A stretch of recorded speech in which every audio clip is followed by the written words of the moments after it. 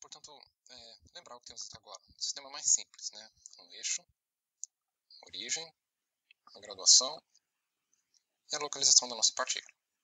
Vamos dizer que nesse nosso película de cinema quadro a quadro, o próximo quadro, tá? Isso aqui é para o instante T1, instante T2 seria esse daqui.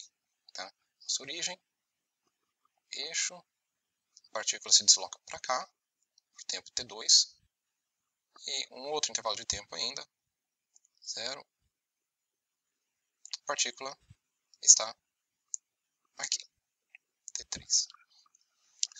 Notem que, nesse caso, em uma dimensão, fica difícil incluir informação de tempo. Vamos ter que desenhar um outro eixo unidimensional para descrever essa sequência e entender a partícula ao longo do tempo. Tá? A gente pode fazer isso de um modo mais simples. Tá? Vamos unir, por exemplo, o tempo crescente para cá, colocar ele no eixo horizontal. E essa posição da partícula, que está aumentando e diminuindo, vamos colocar aqui no eixo vertical.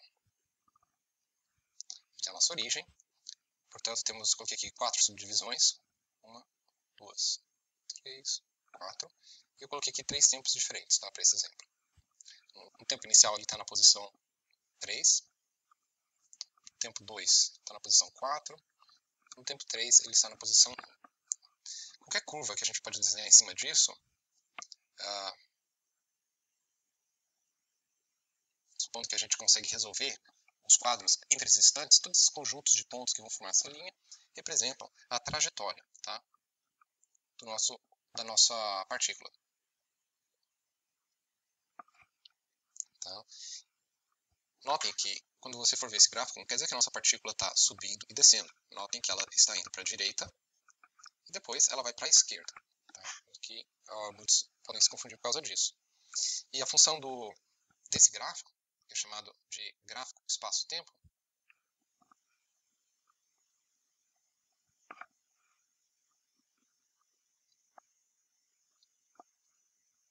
um gráfico muito importante, que vocês vão usar de agora em diante para poder descrever realmente o que está acontecendo com a partícula no espaço e tempo, que eram aquelas variáveis que precisamos, né, para poder descrever a cinemática do objeto.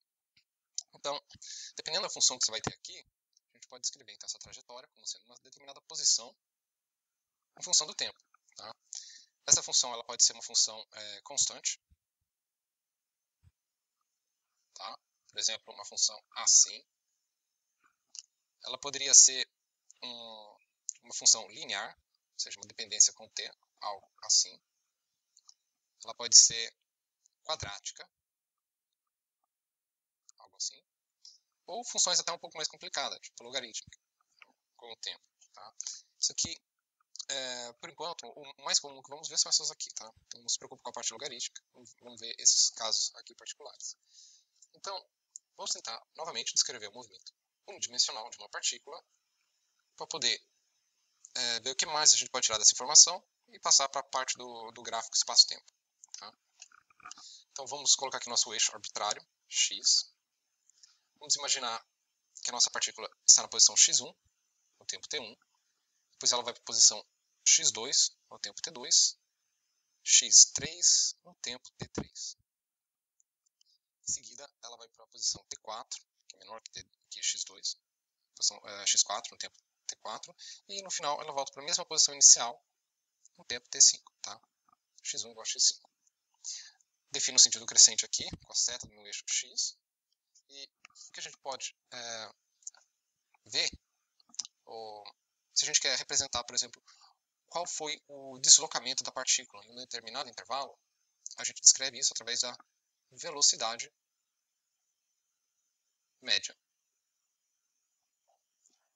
Velocidade média a gente vai representar pelo símbolo V, de velocidade, e média a gente coloca uma barrinha aqui em cima, de valor médio. E a gente define ela como sendo o deslocamento, ou seja, a posição em um determinado instante T1, menos, por exemplo, o instante inicial T0, dividido pelo intervalo de tempo que ele levou para percorrer essa distância, ou seja, o tempo T1 menos o tempo T0. Como eu falei, isso aqui é o deslocamento, isso aqui é o intervalo de tempo, a gente pode abreviar isso aqui como sendo o deslocamento pelo tempo necessário para ter feito esse deslocamento. Notem aqui no nosso exemplo que temos alguns casos distintos. Vamos imaginar que a gente quer determinar a velocidade média do ponto 1 ao ponto 2. Então, ele estava aqui e foi para cá. A pergunta é, qual que é a velocidade média? Bom, ele percorreu uma distância x2 menos x1 dividido por t2 menos t1. Tá? x2 é maior do que x1, porque olha o eixo crescente de x para onde está para a direita, x2 está à direita, então essa grandeza aqui é positiva, e qualquer tempo posterior é positivo em relação ao anterior, então numerador e denominador é positivo.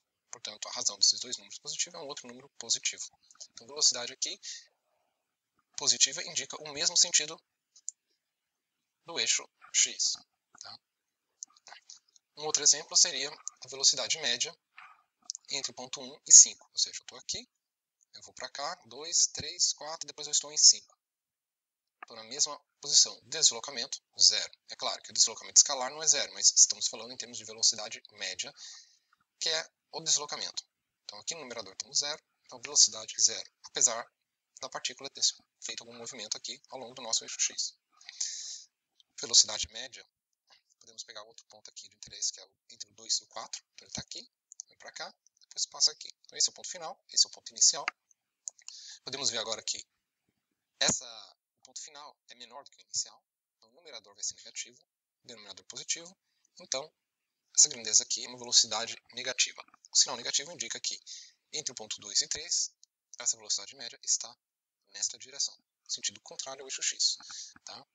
Velocidade são relativas, independe da escolha da origem, pode ver que eu não coloquei e marquei minha origem aqui no gráfico, do mesmo modo que deslocamento não depende da origem. E o sinal na física é realmente muito importante, então muita atenção para o sinal. Tá? É bem diferente se, dada uma certa soma, eu estou devendo para vocês ou vocês estão devendo para mim. A única diferença é o sinal. Tá? Vamos agora ver o que acontece se a gente passa esses pontos discretos para a curva contínua do gráfico espaço-tempo que eu descrevi aqui para cima para vocês. Então, vamos usar esse exemplo mesmo. Vou tentar desenhar aqui uma linha reta. Vou colocar esse aqui. Então, essa aqui é minha origem, esse aqui é meu tempo, e aqui o espaço, para ter o gráfico de espaço-tempo. O tempo eu devo dividir em T1 até 5, então 1, 2, 3, 4, 5, tá? Esse aqui é o T1, T2, T3, tempo 4 e o tempo 5. E o espaço era x1, x2 estava bem distante, né? Aqui, x3, depois x4 era menor que x2, e o x5 era aqui junto com o x1, tá? Então, colocando esses pontos aqui em cima, no gráfico de espaço-tempo, vamos ter algo do tipo x1, para T2 ele estava em x2, T3 em x3, T4 em x4 e T5 x1. Se fosse possível resolver a posição entre esses pontos, a gente poderia ter a trajetória, né, da partícula. Vamos supor que ela é o seguinte, vou adotar também esse outro ponto aqui, a origem como sendo x1. Ele começou x1, não se moveu, até chegar no tempo t1, deu o tempo t1, ele foi se deslocando, chegou aqui, t2 até t3, assim, subiu, desceu, quer dizer, voltou para a esquerda, passou aqui, continuou a descer, subiu, vem para cá, pronto.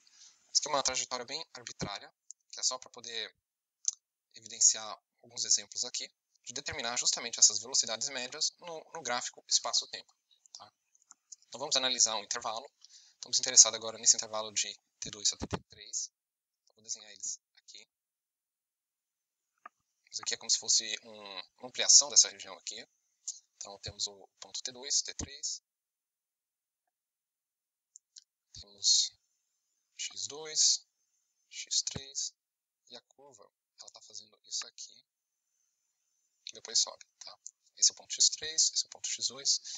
Eu quero saber qual a velocidade média de 2, do ponto 2 ao 3. Sabemos a definição, que é o deslocamento, tá? Ou seja, x3 menos x2 dividido pelo intervalo de tempo t3 menos t2. t3 é maior que t2, no sentido crescente, e x3 também maior. Então sabemos que essa velocidade aqui é positiva. Tá?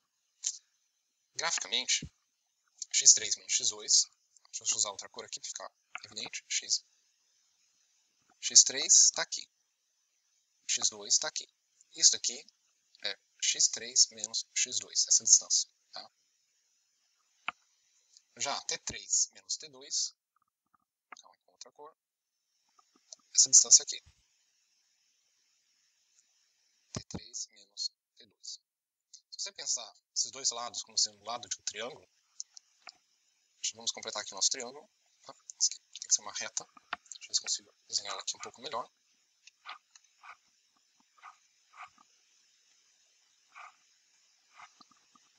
Aí. Então, nesse triângulo, a gente começa a contar, por exemplo, a inclinação dessa curva aqui amarela como sendo positiva, para ângulos positivos aqui no sentido anti-horário, negativa se ela tiver inclinação aqui para baixo. Tá? Então, essa inclinação aqui é positiva, e podemos ver que a tangente desse ângulo é o deslocamento pelo intervalo de tempo. Tá? E daria um valor positivo, essa velocidade média. Vamos pegar um outro intervalo de interesse, por exemplo, aqui, entre o ponto 4 e o 5. Tá? Deixa eu abrir um pouco mais de espaço. Vamos ter o nosso eixo, T, espaço-tempo, X, colocar aqui o T4, aqui o T5. A nossa curva seria algo tipo que o X4, X5, tá vindo aqui, ela desce, sobe, um pouco antes. O T5 aqui. Aí. Para determinar agora a nossa velocidade média, né, deixa eu voltar aqui para o e-mail, velocidade média entre o ponto 4 e 5, a gente precisa do ponto final, x5, menos x4, e 5 é menor que 4, então numerador negativo, t5 menos t4 positivo, resultado uma velocidade negativa. Vamos determinar onde está o nosso, esse aqui é o ponto, esse aqui é o outro. Então, essa diferença aqui é x4 menos x5, porque x4 está aqui em cima, tá? Esse é o comprimento dessa distância. Para o tempo, esse aqui é o T4, tá? Espera, deixa eu colocar ele aqui em cima. Pronto. Essa distância é T5 menos T4. Agora, se for desenhar, completar aqui para desenhar o nosso triângulo, ele vai estar aqui. Então, deixa eu ver se eu consigo desenhar essa reta aí. O ângulo é este, negativo. Inclinação negativa. Essa é uma inclinação positiva, velocidade positiva. Inclinação negativa, velocidade negativa. Tá? Então é fácil de ver entre dois pontos qual que seria o sinal da velocidade média. Notem que ela não depende do ponto escolhido, tá? Quer dizer, da origem escolhida, tá? Porque a velocidade aqui é relativa. E se novamente a gente pegar aqui entre T1 e T5, vamos ver que a velocidade é zero. Mas de fato teve um certo movimento, um percurso que a partícula fez. Então, do mesmo modo que definimos deslocamento escalar, a gente pode definir velocidade média escalar. Isso aqui vamos representar pelo símbolo V médio, S de escalar. Então, em vez de ser o deslocamento, pelo intervalo de tempo, vai ser o deslocamento escalar pelo intervalo de tempo. Ou seja, a distância efetiva que a partícula percorreu. Se daqui até aqui ela percorreu, vamos dizer, 300 metros em 3 segundos, isso daqui dá 100 metros por segundo. Tá? A velocidade escalar, vou chamar isso aqui de velocidade escalar entre o ponto 1 e 5, que é diferente da velocidade escalar média, é diferente da velocidade média 1,5, que é igual a 0 metros por segundo. Eles têm o mesmo ponto de deslocamento zero. Tá? Essa velocidade média escalar, onde você observa ela? No computador de bordo, né, do carro. Tem alguns carros que tem computador de bordo, que ele vai calculando a velocidade média do caminho, então ele calcula como, sabendo a distância, se ele disser lá 65 km por hora, como distância média, ele vai somar desde o tempo que você resetou o seu computador de bordo, a distância total que o carro percorreu, e dividir pelo tempo que o carro estava lá ligado, ele vai estar indicando no computador de bordo a velocidade escalar média. Tem outro modo de conseguir também velocidade média igual a zero. Isso é simplesmente se a gente for lá no nosso gráfico do espaço-tempo, e tivemos assim uma reta, ou seja, o nosso objeto, a nossa partícula, ela está parada e não está se movendo ao longo do tempo. Portanto, a inclinação aqui, se a gente for comparar, fazer o θ para zero, vamos ter justamente a mesma coisa aqui, ó. Velocidade média igual a zero, não há deslocamento. Esse é um caso simples onde o objeto não está movendo. Tá? Então, disso podemos ver que tanto velocidade média escalar, talvez elas não sejam tão adequados assim, ou não dá detalhes suficiente do nosso movimento. Tá? Aqui seria interessante definir uma velocidade para um tempo particular, e não um intervalo de 2 pontos, de modo que a velocidade, para um dado tempo, a gente pode determinar quem ela é. Tá? A gente pode fazer isso que se chama velocidade instantânea, e vou apresentar ela agora no próximo vídeo.